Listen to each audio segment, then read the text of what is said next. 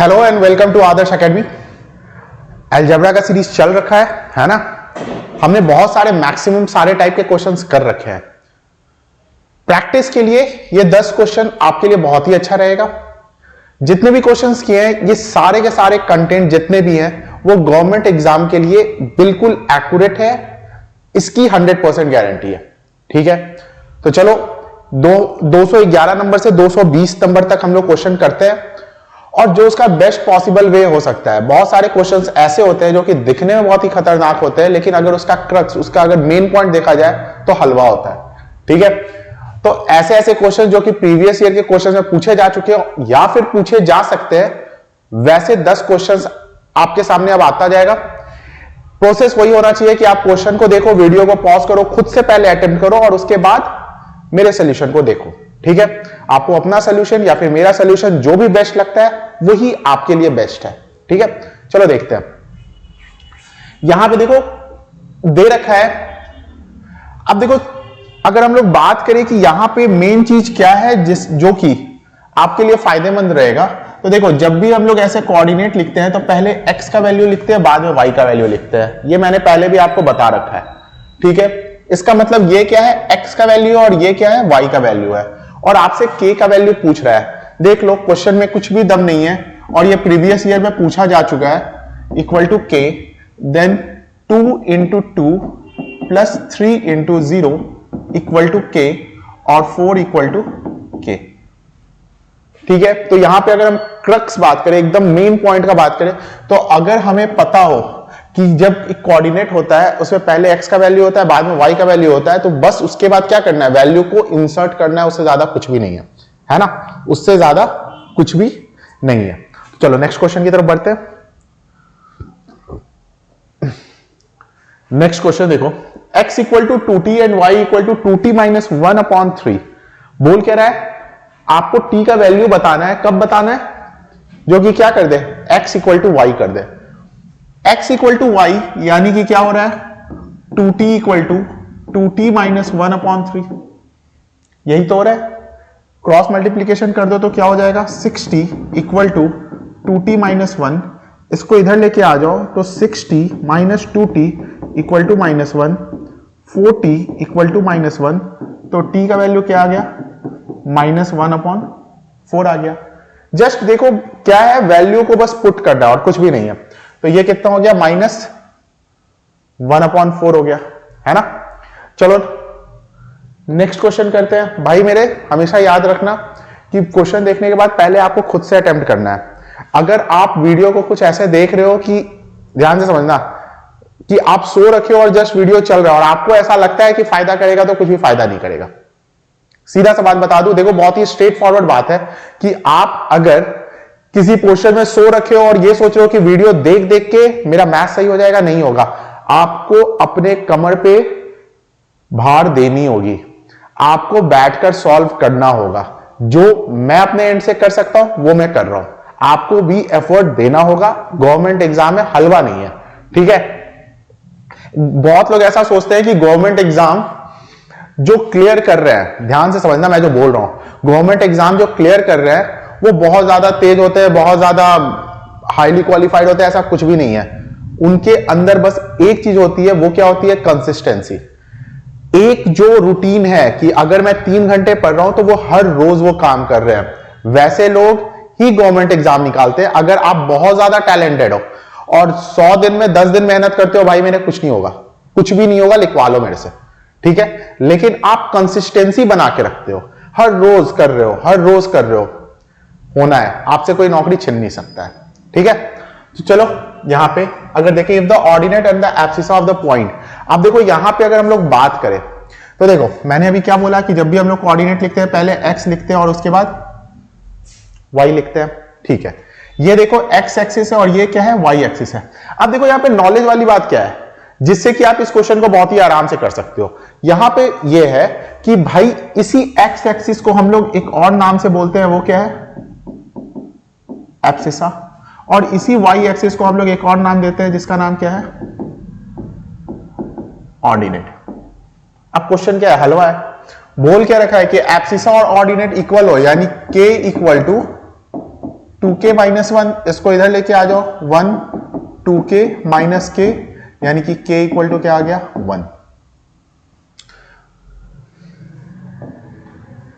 देख रहे हो कितना इजी है, बिल्कुल हलवा है। ठीक है, आपको ये बात अगर पता है, क्वेश्चन तो बिल्कुल आसान है। चलो आगे बढ़ते हैं। अच्छा, यहां पे क्या है 2 0, शायद हमने ये क्वेश्चन रिपीट हो रहा है क्या, ये वाला क्वेश्चन शायद रिपीट हो गया है, कोई बात नहीं, देख लेते हैं। x का वैल्यू अगर देखा जाए, अभी अभी मैंने बताया कि पहला वाला x का वैल्यू होता है और दूसरा वाला क्या होता है, y होता है। तो देखो यहां पे इंसर्ट कर दो, 2 into 2 plus 3 into 0 equal to k, यानी कि 4 इक्वल टू k। ये वाला क्वेश्चन मैंने अभी शायद कुछ देर पहले कराया था, ये क्वेश्चन रिपीट हुआ है। ठीक है, चलो नेक्स्ट क्वेश्चन देखते हैं। ये भी क्वेश्चन मैंने कराया है, तो 2 क्वेश्चन रिपीट हो गया है। आगे से ध्यान रखना होगा जो क्वेश्चन लिख रहा है उन्हें, है ना। अब देखो ये बहुत ही नॉर्मल सा क्वेश्चन है, जस्ट आप क्रॉस मल्टीप्लीकेशन करोगे, और विश्वास करो ये CHSL में पूछा गया है, ये CHSL का क्वेश्चन है, क्योंकि मोस्टली क्वेश्चन जो मैं करा रहा हूं वो प्रीवियस ईयर के क्वेश्चन है। क्रॉस कर दो, आपका x का वैल्यू आ जाएगा। कैसे आ जाएगा भाई, 3 को मल्टीप्लाई कर देंगे 3x प्लस 5, ये क्रॉस होता है बीच में इक्वल रहेगा तो, और 2 को मल्टीप्लाई कर देंगे 5x माइनस 2, ये क्या हो गया 9x plus 5 equal to 10x minus 4। इसको इधर लेके चले जाओ तो 10x माइनस 9x, और ये क्या हो जाएगा 5 प्लस 4, तो 9 इक्वल टू x। x का वैल्यू कितना आ गया है, 9 आ गया है, बट आंसर तो कुछ और है। एक बार जरा चेक कर लेता हूं, 3 इंटू 3x प्लस, अच्छा ये 15 हो गया है। देखो हल्का सा यहां पे गलती है, ये क्या हो गया 15 हो गया है। अच्छा ये 15 है तो ये भी 15 हो गया, तो आपका वैल्यू क्या हो जाएगा 19 हो जाएगा। ये काम मत कर देना आप, ठीक है। यहां पे जब मल्टीप्लाई कर रहे हैं तो 3 इंटू 5 15 होगा, ना कि 5 होगा, कभी कभी हो जाता है। ठीक है, चलो नेक्स्ट क्वेश्चन की तरफ बढ़ते हैं। 2000 बोल रहा हूं, 217 नंबर का क्वेश्चन है, और इसमें कुछ समझने वाली बात है, इसमें कुछ समझने वाली बात है। देखो क्या है कि बोल क्या रहा है कि x और y दो नंबर है, रियल नंबर है, और इन दोनों को मल्टीप्लाई करने के बाद कितना आ रहा है 8 आ रहा है। चलो x y को मल्टीप्लाई करने के बाद 8 आ रहा है, तो ये क्या हो सकता है 1 इंटू 8 या फिर 2 इंटू 4, ऐसे ही आ सकता है। ठीक है, रूट पे अभी मत सोचो, सिर्फ इंटीजर पे सोचते हैं। ठीक है, 1 इंटू 8 और 2 इंटू 4। अच्छा अब देखो यहां पे क्या है, यहां पे है 2x प्लस वाई। देखो हमें मिनिमम वैल्यू पूछ रहा है, तो हमेशा हम लोग जो छोटा वाला नंबर होगा वो क्या मान लेंगे x, क्योंकि वो 2 से मल्टीप्लाई भी हो रहा है, और बड़े वाले नंबर को क्या मान लेंगे y। देखो अगर मैं 2 इंटू 1 प्लस 8 करता हूं तो 2 प्लस 8 हो जाता है, यानी कि कितना हो गया 10, और 10 ऑप्शन में भी है, और हर बराहट पे लगा भी दोगे, है ना। लेकिन और भी देखो, अगर 2 इंटू 2 प्लस 4 करते हैं तो भाई ये कितना हो जाएगा 4 प्लस 4 8, यानी कि हमारा आंसर क्या हो जाएगा, मिनिमम वैल्यू पूछा है ना, तो ये वाला क्या कर देंगे हम लोग, इसको इग्नोर कर देंगे, और ये सही है, तो हमारा आंसर क्या हो जाएगा 8 हो जाएगा। ठीक है, हमेशा देखो हमें ये सोचना है कि यहां पे x और y था, x को क्यों नहीं लिया बड़ा नंबर, क्योंकि वो क्या हो रहा है 2 से मल्टीप्लाई हो रहा है, तो ऑब्वियस सा बात है कि वो क्या हो जाएगा ज्यादा हो जाएगा। तो आप क्या करो, बड़े वाले नंबर को y ले लो और x को छोटा नंबर ले लो, ताकि वो 2 से मल्टीप्लाई भी हो तो छोटा रहे। ठीक है, चलो नेक्स्ट क्वेश्चन करते हैं। अब देखो क्वेश्चन दिखने में कुछ ऐसा लग रहा है, लेकिन है बहुत ही आराम वाला क्वेश्चन। x इक्वल टू 6 है ना, x इक्वल टू 6 यहां पे रखना है हमें, और उसके बाद y का p का जो भी वैल्यू आएगा वो हमारा आंसर हो जाएगा। यही तो बोल रहा है, तो पुट कर देते हैं। तो 4 into 6 upon 3 plus 2p equal to 12। भाई ये इसके साथ गया 2 बार में, कितना हो गया 8 प्लस 2p इक्वल टू 12, यानी कि 2p is equal to 12 minus 8 4, तो p इक्वल टू कितना हो जाएगा 4/2 2। p का वैल्यू क्या आ गया 2।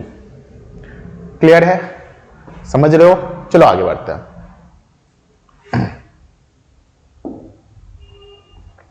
अब देखो इसमें जस्ट कैलकुलेशन है, इसमें जस्ट कैलकुलेशन और कंपेयर करना है। कैसे करना है वो मैं करके दिखा दे रहा हूं, बहुत ही आराम से करेंगे। देखो 98 रूट के अंदर है, अगर मैं इसको प्राइम फैक्टराइजेशन करूं, ठीक है, अगर इसके फैक्टर्स बनाओ तो क्या हो जाएगा, ये 49771 समझ लो। फिर क्या है 48 है, अगर मैं 48 का करूं तो क्या हो जाएगा 24 12 6 3 1 और क्या है 72 का करूं तो क्या हो जाएगा भाई 2 36 18 9 3 1। अब जरा ध्यान से देखो यहां पे क्या है a√2 प्लस b√3। आप मेरी बात को समझो, अगर आप एग्जाम में इस तरीके से सॉल्व कर रहे हो तो भाई मेरे समझ लो कि आप अभी अच्छे से तैयार नहीं हो। ये सब कुछ पता है मन में होना चाहिए, और मन में कैसे होगा वो भी मैं आपको बताऊंगा। ये सब कुछ मन में होना चाहिए, तब आप एग्जाम के लिए तैयार हो, ठीक है। देखो ये क्या हो गया 2 7 है तो उसमें से एक बाहर आएगा, और √2 अकेला है तो उसको क्या लिखेंगे 7√2 प्लस। अच्छा 108 का भी नहीं किया है, देख लो अगर एग्जाम में ये करने के लिए बैठ गए तो फिर तो हो गया तुम्हारा 54 2 से किया 27 3 से किया 9 3 से किया 3 और 3 से किया 1। तो भाई इसको क्या लिख सकते हैं, देखो 2 में से 1 2 निकला, फिर 2 3 में से 1 निकला, यानी 2 3 6 और इंटू 3। 48 को क्या लिख सकते हैं, 48 कहां गया, 48 को क्या लिख सकते हैं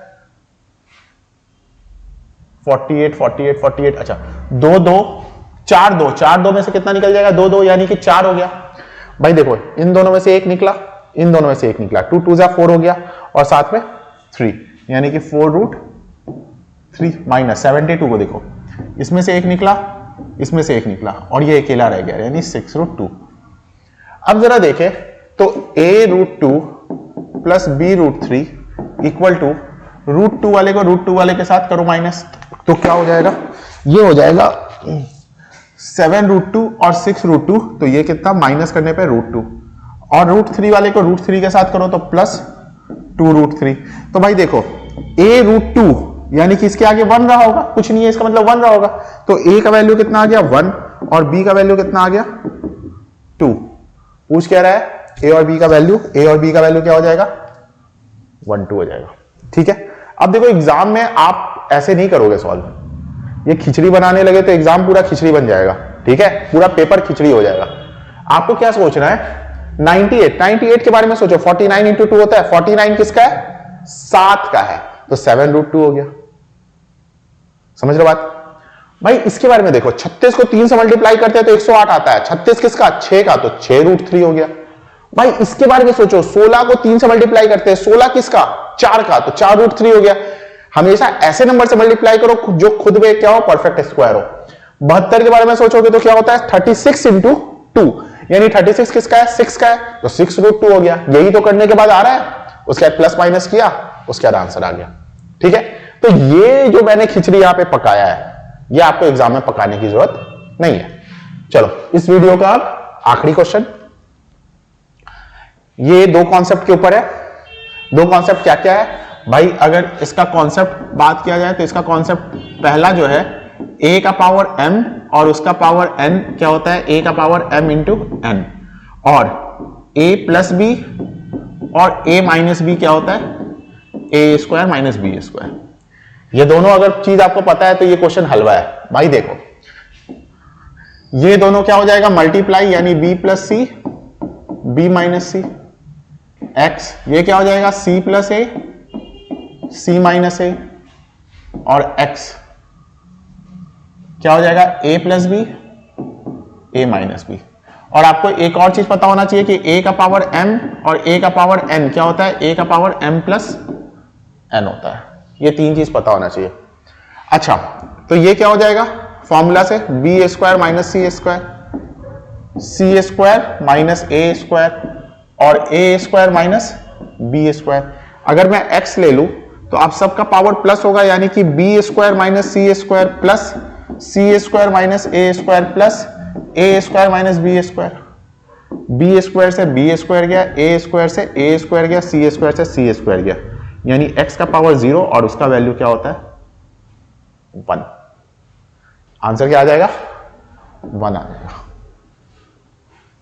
ठीक है, उम्मीद है समझ में आया होगा, क्लियर है। ठीक है, तो इस वीडियो के लिए इतना ही है। आगे हम लोग दूसरे चैप्टर और दूसरे उसके भी सीरीज बनेंगे, तो जितने भी वीडियोस आ रहे हैं, जितने भी इसके क्वेश्चंस हैं, अच्छे से करो, इससे बाहर एग्जाम में नहीं आना है। आपके सक्सेस के लिए मैं अच्छा विश करूंगा। ठीक है, आप भी मेरे वीडियोस को जितना हो सकता है भाई लाइक कर दिया करो और शेयर कर दिया करो। सब्सक्राइब कर चुके होगे इतना मैं भरोसा करता हूं। ठीक है, तो आज के लिए इतना ही, नेक्स्ट वीडियो में इससे आगे क्वेश्चन करेंगे।